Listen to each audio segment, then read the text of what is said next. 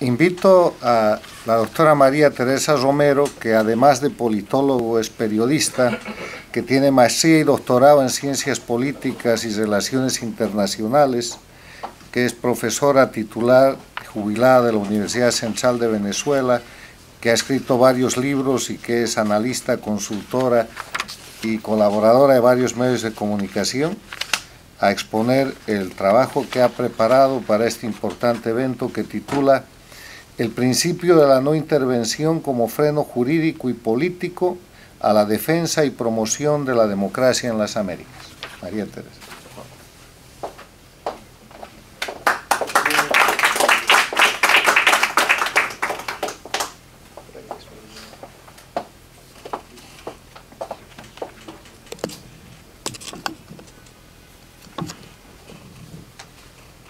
Bueno, quisiera empezar dando las gracias por la invitación a formar parte de este prestigioso instituto,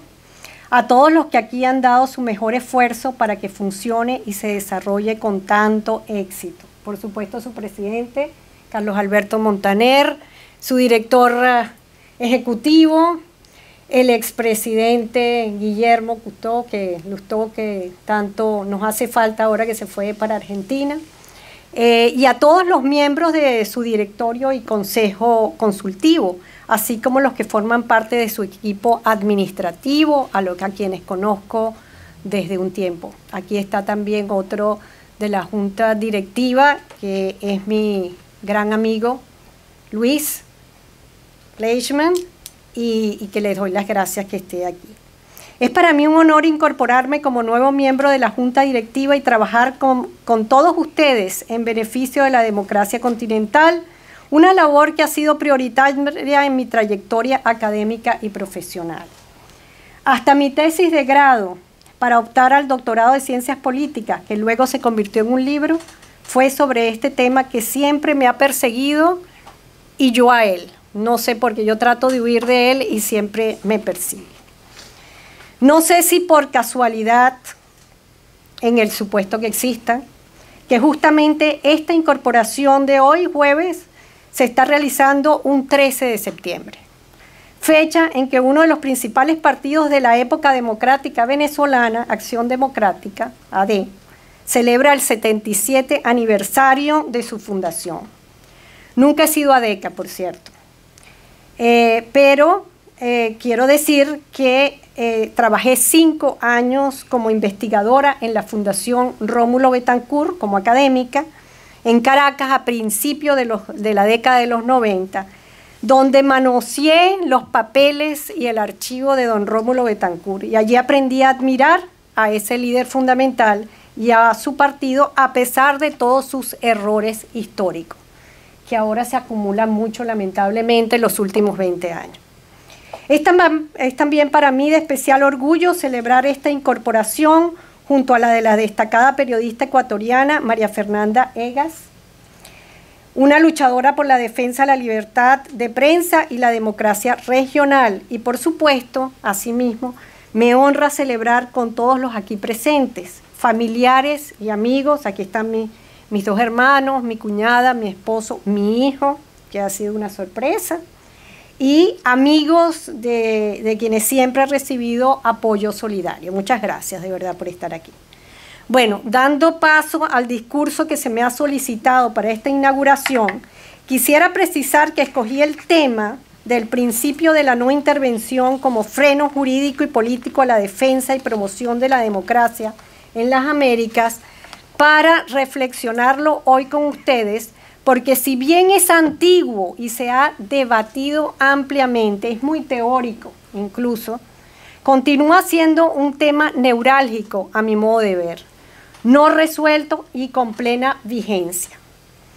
El tema es propicio, además, debido a la grave situación por la que atraviesa Venezuela, en que una dictadura, como ya lo sabemos, narcoterrorista, se empeña en permanecer en el poder a cualquier costo y fortaleciendo la destrucción nacional, lo que ha provocado, entre otros múltiples y negativos efectos, un masivo éxodo de ya casi 4 millones de venezolanos que tienen en jaque a todo el continente americano. Esta debacle nacional y humanitaria ha hecho surgir con mayor urgencia la necesidad de algún tipo de acción internacional, además contundente, que vaya mucho más allá de las medidas de presión y aislamiento tomadas hasta ahora hacia el régimen de Nicolás Maduro. Y no me estoy refiriendo necesariamente a una invasión militar por parte de los Estados Unidos, de la cual, por cierto, también se habla mucho en la actualidad.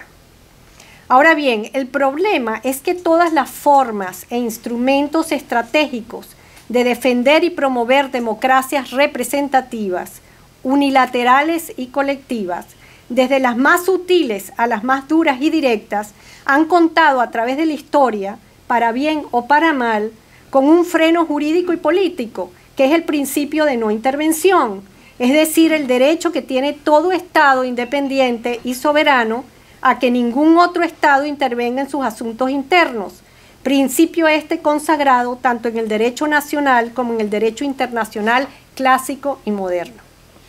El que la no intervención ha sido y continúa siendo una poderosa barrera a la aplicación de las políticas internacionales en defensa de las democracias constituye una realidad que podemos observar, entre otros muchísimos ejemplos, en la historia de los esfuerzos democratizadores que ha realizado el organismo rector del continente americano, la OEA, desde su fundación en 1948 hasta el presente.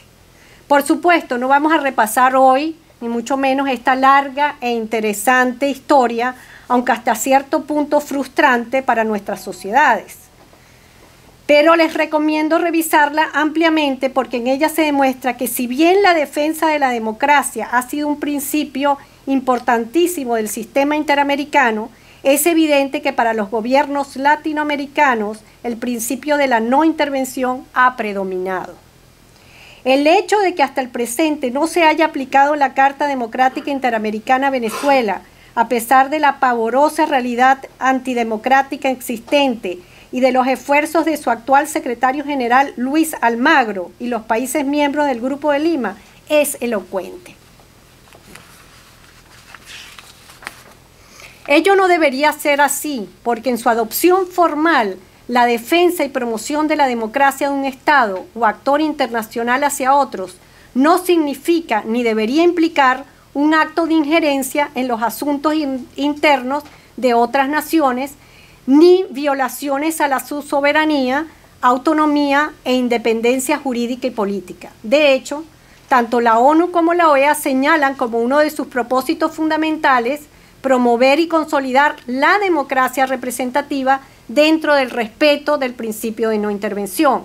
En realidad, no existe oposición entre el principio de no intervención, la defensa de la democracia y los derechos humanos, porque todos los compromisos en materia de defensa de la democracia, vinculantes o no, son contraídos por los países miembros en el libre ejercicio de su propia soberanía.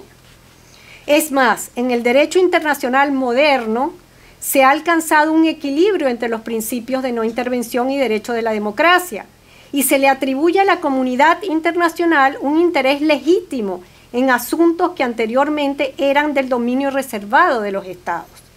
En la medida que se ha venido construyendo la dimensión del derecho internacional de los derechos humanos,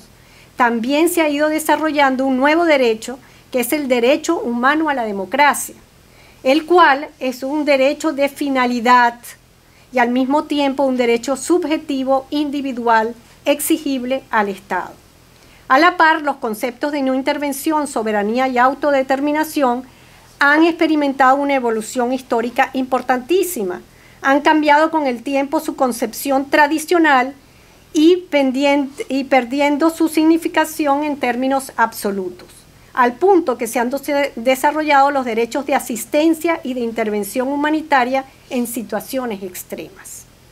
Como bien lo ha expresado el analista y exfuncionario de la OEA, Rubén Perina, y, ¿cómo se dice? Cito textualmente, en los últimos tiempos el principio de no intervención ha ido perdiendo su carácter de absoluto y se ha ido quedando paulatinamente relegado por la inevitable realidad de la globalización, la interdependencia y los mismos procesos de integración. Inclusive, para algunos, ya está en vigencia en el sistema internacional un intervencionismo aceptable, legítimo, y hasta legal o permitido por las normas internacionales, que es en su máxima expresión la intervención militar humanitaria, colectiva y autorizada por organismos regionales como la NATO o la ONU. Esto se justifica, en principio, por graves violaciones a los derechos humanos, ausencia del Estado de Derecho y de la democracia constitucional, condiciones que a su vez se consideran una amenaza a la paz y seguridad de los vecinos o de la región en que el país se encuentra. Si les parece, si esto les hace resonar algún país en el hemisferio, ya saben cuál es. Pero, paradójicamente, el éxito de este intervencionismo humanitario requiere de elementos básicos del realismo político, o sea, de uno o varios estados poderosos militarmente que puedan llevar a cabo efectivamente el mismo. Cierro la cita de Rubén Perina. De acuerdo al anterior, entonces, me pregunto y nos preguntamos, ¿a qué se debe que aún hoy en día la defensa y promoción de la democracia continúe limitada en su ejercicio práctico por el principio de no intervención en el sistema interamericano? Muchos le echan la culpa a la OEA. Dicen que la OEA es una organización débil institucionalmente, con pocos recursos y falta de personal especializado, al tiempo que no tiene ninguna autoridad independiente para actuar, porque de hecho los gobiernos, no los pueblos, mantienen el control sobre todas las decisiones importantes, todo lo cual es cierto. Además que su Carta Democrática Interamericana necesita fortalecerse y reformarse en varios aspectos. Pero el problema fundamental sigue siendo el mismo. Es la falta de voluntad política de los miembros de la OEA, y ello en virtud del temor y la duda que siempre ha existido en los gobiernos, hasta en los propios gobiernos democráticos, del impacto y supremacía que los principios democráticos pueden alcanzar sobre el principio de no intervención, lo que podría llegar a otorgar puerta franca al intervencionismo, según algunos, en especial por parte de las potencias mundiales sobre los estados más débiles. Podríamos decir que en general los países miembros de la OEA continúan divididos entre aquellos que abogan por un mayor nivel de supranacionalismo y a los que propugnan una posición restrictiva o juridicista, fundamentándose en la defensa del principio de intervención interpretado en forma clásica. Particularmente, pero no solo, para los gobiernos de izquierda en general, en particular para los hoy mal llamados socialistas del siglo XXI, el temor y la duda tienen una justificación histórica. Para ellos, la historia de intervencionismo unilateral por parte de los Estados Unidos pesa de manera especial en los países, en esos países, y en todos los países latinoamericanos en realidad, lo que explica sus aspiraciones y luchas incansables por una doctrina jurídica de no intervención distinta a la que desde principios del siglo XX propugna ese país. Los países latinoamericanos lograron establecer en la Carta de la OEA y en el Tratado Interamericano de Asistencia Recíproca, TIAR, firmados en la segunda mitad de la década de los 40 del siglo pasado, un sistema de consulta y colaboración entre los países americanos que implicaba una responsabilidad colectiva ante situaciones que anteriormente hubieran llevado a la intervención por parte de alguno de ellos. De hecho, en la Carta Fundacional de la OEA, que no es la Carta Interamericana, se adopta el principio de no intervención en una forma total y absoluta, de modo que se prohíbe la intervención directa o indirecta, cualquier sea el motivo que se invoque en la política interior o exterior de un Estado. Y tal prohibición no se limita a la agresión física, sino que incluye cualquier tipo de coacción económica o política. Solo quedan a salvo los casos de legítima defensa individual o colectiva. En suma, si bien los latinoamericanos aceptaron en la misma Carta Constitutiva de la OEA el principio de defensa y promoción de la democracia, basado en el principio de solidaridad y colaboración entre las naciones americanas y el sistema de seguridad colectiva y de resolución obligatoria de conflictos, en el transcurso de la historia interamericana, incluso en la actualidad, tras la firma de la Carta Democrática Interamericana del 2001, han tenido precaución y predisposición, diría yo, ante cualquier tipo de mecanismo colectivo para la defensa y promoción de la democracia hemisférica. En la mayor parte de América Latina continúa la cautela acerca de un posible y nuevo intervencionismo de posguerra fría, así lo llaman, y de allí el rechazo a un cambio real a la concepción tradicional del principio de no intervención. Pero el aferramiento obstinado al principio de no intervención en su concepción clásica, como se observa particularmente en los gobiernos pertenecientes al neocomunismo del siglo XXI, no solo ha constituido un obstáculo para la defensa colectiva de la democracia, sino que ha servido para amparar y perpetuar esas mismas dictaduras, como lo hemos estado viendo hoy en día en los casos de Venezuela, Cuba, Nicaragua y Bolivia. En verdad, la interpretación sesgada de estos dos principios consagrados en la Carta de la OEA, la no intervención y defensa de la democracia, ha conducido a verdaderas aberraciones contrarias tanto a los derechos humanos como a la libertad de los pueblos y ha favorecido la permanencia en el poder de gobernantes que han secuestrado el derecho de los pueblos a decidir su destino. De modo que aunque parezca desfasado el tema que hoy estamos tratando, porque hay muchísimos y múltiples problemas que acosan a la región y mantienen la atención de los miembros democráticos de la OEA,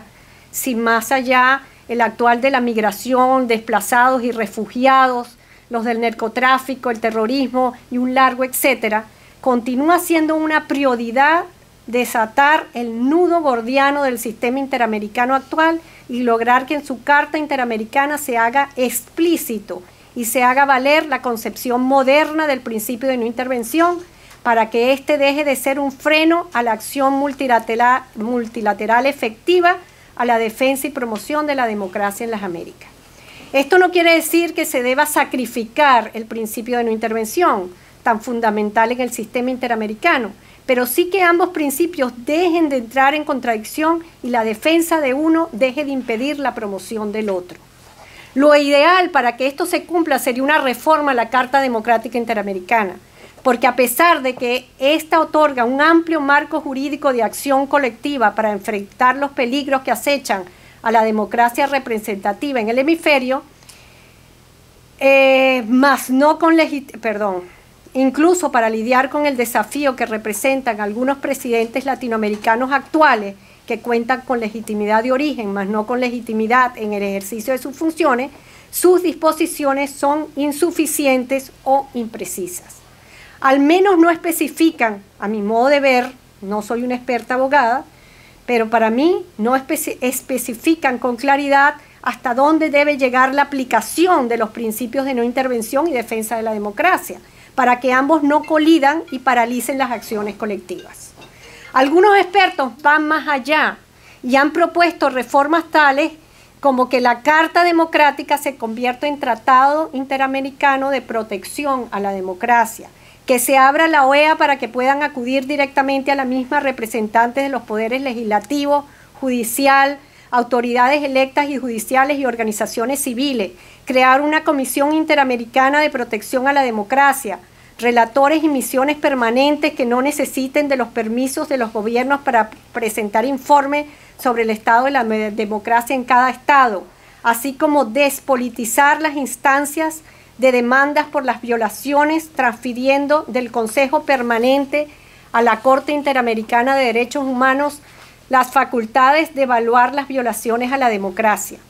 Pero como es difícil, tenemos que ser realistas, concitar las voluntades para reformas que hagan posible este ideal, al menos a corto plazo, los países democráticos del continente deberían empezar a considerar de una forma seria y descarnada, sin prejuicio, la posibilidad de la intervención humanitaria. O como aclara el embajador Diego Arria, la intervención con fines humanitarios. En casos extremos en que falten los mecanismos de presión interna y externa, en virtud que el derecho internacional los asiste, que dicha intervención está prevista en convenciones y resoluciones internacionales. Cabe recordar que la intervención humanitaria surgió fuera de las instituciones internacionales establecidas y del sistema de las Naciones Unidas, y su origen se remonta al grupo francés Médicos Sin Fronteras, que atribuía a los derechos humanos un valor superior a la soberanía nacional. Médicos Sin Fronteras lanzó el concepto de derecho de intervención cuando se produjeran catástrofes en materia de asuntos humanitarios, sin atenerse a las prescripciones del derecho internacional tradicional. Mas el sistema internacional adoptó con bastante rapidez y transformó dicho concepto, incluyendo el de responsabilidad de intervenir de la ONU. Y de allí se dieron numerosas intervenciones militares con fines humanitarios. Cabe recordar en Somalia, Haití, Bosnia, Kosovo, Libia, Timor Oriental, Sierra Leona, por ejemplo. Operaciones que por lo general se llevaron a cabo conforme a un mandato del Consejo de Seguridad de la ONU, pero que en otras ocasiones se realizaron al margen de ella. Concluye esta conferencia manifestando, como lo han hecho antes varios expertos y personalidades venezolanas y extranjeras, que el caso venezolano actual merecería una intervención colectiva con fines humanitarios.